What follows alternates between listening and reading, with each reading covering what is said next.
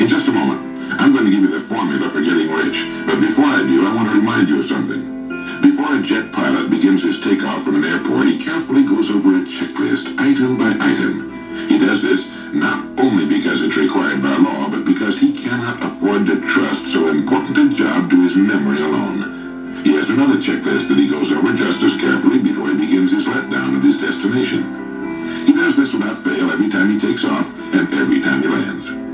Well, I think living successfully is as important as flying an airplane. And because of this, I think each of us needs a checklist too. And that's why there's one included with this cassette. We need a checklist to go over item by item before we take off in the morning and before we drop off to sleep every night. So I want to recommend that you affix the checklist to your bathroom mirror. Stare at it as you brush your teeth in the morning and stare at it again as you prepare for bed at night. Go over each item, and as you do, think of what each item represents. Now here's number one. It's the formula for getting rich. It also explains why you're in your present position, whether you're earning $6,000 a year, or $16,000, or $60,000, or $600,000. It applies to every adult, whether he's employed or unemployed. It applies to the richest man and to the poorest, and every person in between. And here it is. Our rewards in life will always be in exact proportion to our contribution, our service. Now that's what the formula means as the first item on your checklist. Memorize it. Our rewards in life will always be in exact proportion to our contribution, our service. Listen to it, think about it until you know it emotionally as well as intellectually. It might give you some slight feeling of superiority to realize that there's probably not another man within a mile of where you live who knows it. You can add it as a question on your survey if you want proof of that. If you want it in another form, here it is as it applies to a man's job. It's the same thing really, the same thing applies, but you can express it differently. The money you're paid by the company you work for will always be in direct ratio to the need for what you do, your ability to do it, and the degree of difficulty involved in replacing you. Maybe you want to write the formula down in both of its forms and think about it until it's as much a part of you as your name. The reason it isn't spelled out on your checklist is because you might not want everyone to know what you're up to. The checklist is valuable only to a person who knows what the words really indicate. All right, you've got the formula. As you think about it, its meaning will become clearer to you. With the formula, there are two rules which must be applied to properly use it. This formula, together with the two rules, is your recipe or your roadmap to earning all the money you really want. Now let's take a look at item number 2 on your checklist. And I'm serious about your putting this checklist on your mirror. You'll notice it's pressure sensitive. Item number 2, the gold mine. The Pulitzer Prize-winning playwright Archibald MacLeish in his play The Secret of Freedom wrote, "The only thing about a man that is a man is his mind. Everything else you can find in a pig or a horse." Strong words, aren't they? But as long as you live, you will never hear a truer statement. The key to every human being's success lies in his mind, the gold mine between his ears. One idea can make you rich. A lot of good ideas can move you steadily upward in the work you do, and ideas are free. Now just think, there's nothing now being done commercially that will not be done better, much better in the years ahead. Next year's homes and most of what's in them will be better than this year's. Next year's cars will be better. Next year's manufacturing, distributing, marketing, and selling and advertising should be better. Nothing is now being done as well as it must be done in the future, and every innovation, every new improvement will be somebody's brainchild. Now what's your specialty? How many good ideas have you come up with during the past year? If you continue on as you have in the past, where will you be and what will you be earning, say, a year from now, 5 years from now? Every day of our lives, we walk or drive by more opportunity than we can develop in a lifetime in 50 lifetimes. Back in the 20s, Sinclair Lewis wrote that you can kidnap a man, blindfold him, take him to any city in the country with a couple of notable exceptions, put him in a chair in the downtown area, take off his blindfold, and he could sit there a week and not be able to tell you what town he's in. The streets are all alike. The buildings are all alike. The businesses all look alike. This is still largely true today. The reason for this being that most businessmen in this country are playing a game called follow the follower. If a man goes into business, no matter what line it happens to be, the first thing he does is make certain that his place of business, outside and inside, looks exactly like every other place of business of that type in the country. Do you know why? It's because he's been playing copycat since he was a year old and does it without thinking about it. For the same reason kids dress alike in school. He wants to be one of the gang. He doesn't necessarily examine all the business establishments in his field and pattern his on the one outstanding example, the one that inspires him, the one that he can really believe in. He just does what everybody else in his business is doing, and by this simple process, he guarantees his own mediocrity. Whose drum are you marching to, if indeed you're marching to anyone's, and why? Remember, whatever you now do for a living will be done differently, quite differently a few years from now. Never in the history of mankind have the opportunities for all of us been so great. But the great majority of people will be the beneficiaries of progress, not those who bring it about. Which group are you going to belong to? If you want to be a contributor, not just a beneficiary, here's the first rule. It appears on your checklist as the gold mine. So, think. Think deliberately and with a purpose. Use the gold mine between your ears. Begin by thinking at a special time every day. Back during the Depression, a New York lumber dealer was growing rich while other lumber dealers were going broke. When asked how he did it, he said, "Every evening when I get home, I close myself up in a quiet room, sit in a comfortable chair, and ask myself, how will my business be conducted 10 years from now? Then I try to do it now." Instead of competing with every other lumber dealer, which is what they were doing, he was creating. He was doing the very thing man was designed to do, the very thing man does best.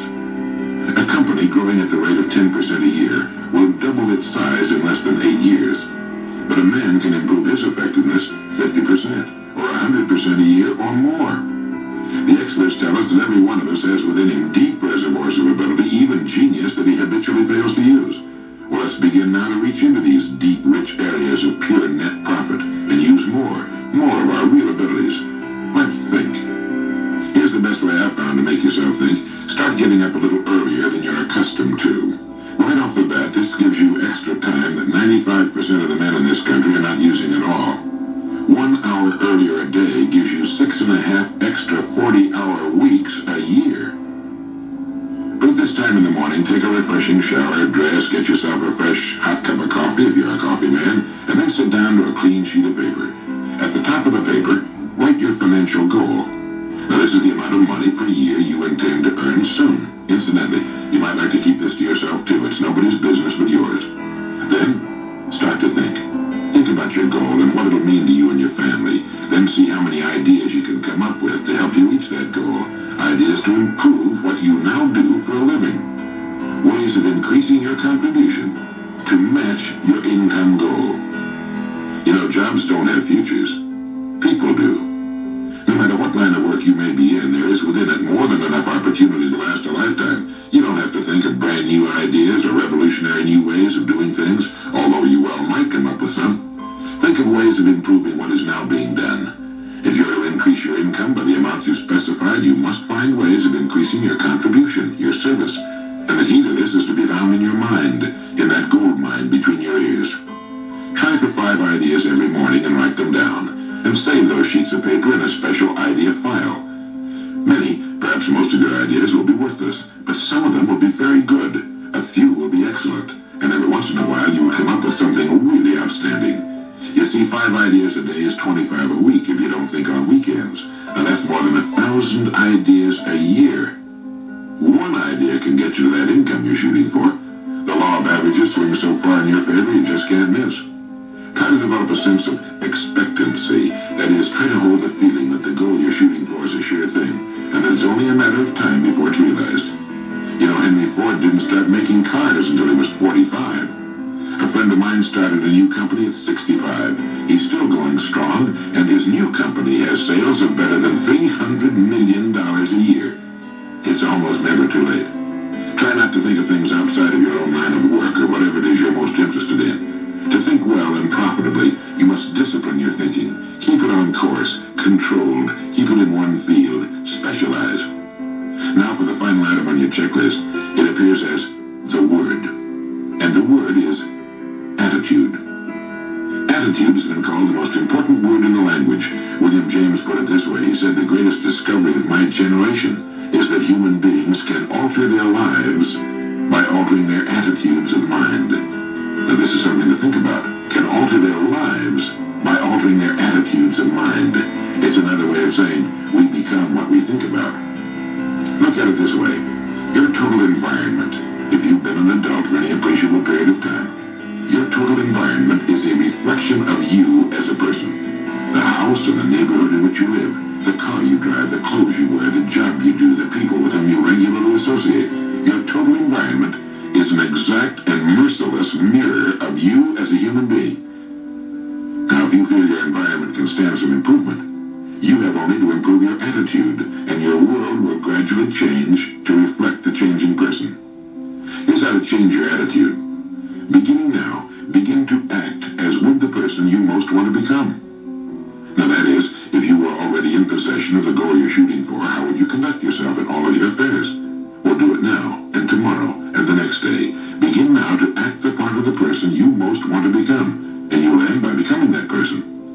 Subtly, in little ways, in the way you dress, in the way you talk, in the unfailing courtesy you show to every person with whom you come in contact, begin to act the part of the person who has already achieved that which you're shooting for.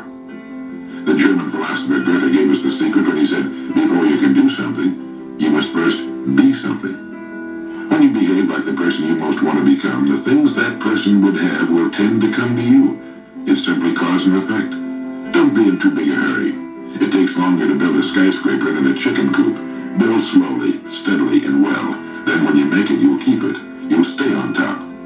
Always be suspicious of the so-called get-rich-quick scheme or sudden success.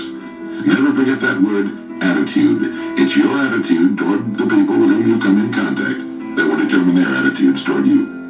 The person with a great attitude toward life and the world is the person other people call lucky.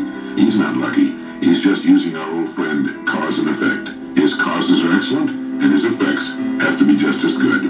Well, that's it. 3 things to remember. 3 things to practice every day.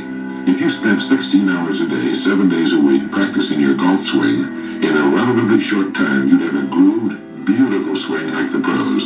So practice your new attitude every day, every waking hour. Practice thinking a few minutes every morning, and you'll find yourself thinking all day long. And remember the formula. Our rewards in life will always be in exact proportion to our contribution, our service. Go over the ideas in this message every day until they're as much a part of you as your name and your temporary address. You'll notice that each time you listen, you'll hear something new.